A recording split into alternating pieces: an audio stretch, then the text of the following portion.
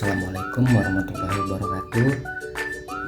Sebelumnya izin memperkenalkan diri, nama saya Anan Antariksa, mahasiswa HTN kelas I angkatan 23 dengan NPM 23210200146. Di sini saya ingin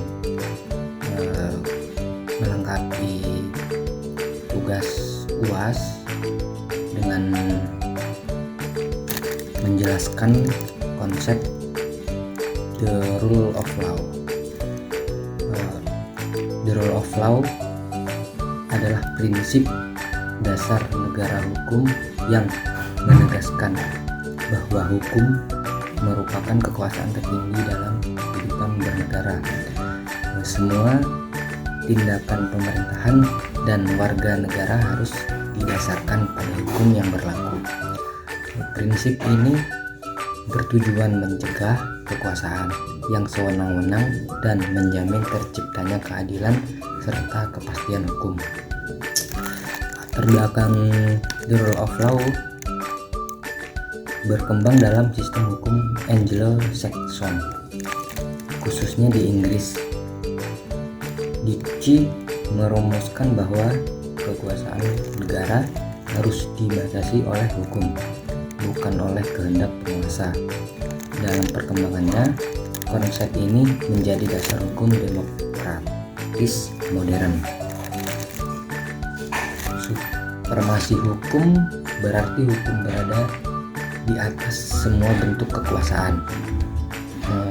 Pemerintah hanya boleh bertindak jika ada dasar hukum yang jelas.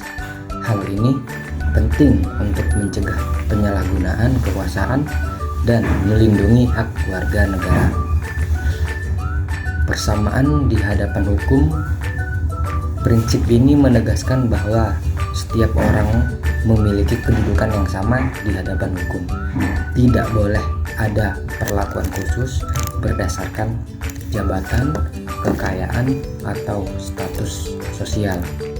Pejabat negara pun dapat dimintai pertanggungjawaban hukum.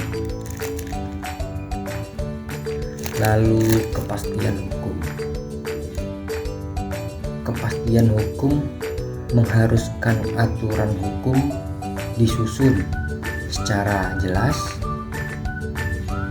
tidak multitafsir, dan dapat diprediksi penerapannya. Penegakan hukum yang konsisten membuat masyarakat merasa aman dan percaya pada sistem hukum.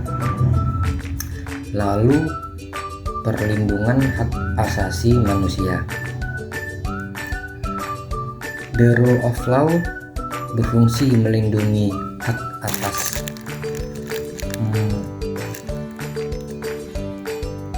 asasi manusia dari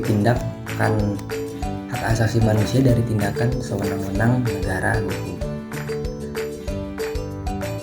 Hukum tidak hanya mengatur kewajiban, tetapi juga menjamin hak-hak dasar warga negara seperti kebebasan, ketidakadilan, dan perlindungan hukum. Lalu peradilan yang independen. Lembaga peradilan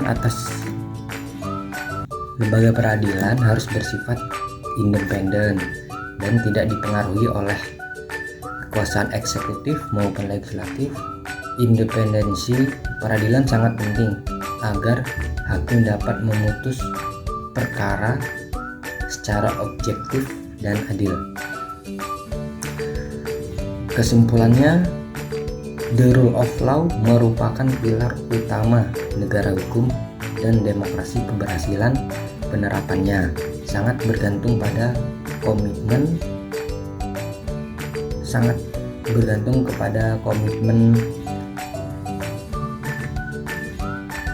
semua pihak untuk menegakkan hukum secara adil, konsisten, dan bertanggung jawab. Mungkin itu saja tugas yang saat ini saya sampaikan. Terima kasih. Wassalamualaikum warahmatullahi wabarakatuh.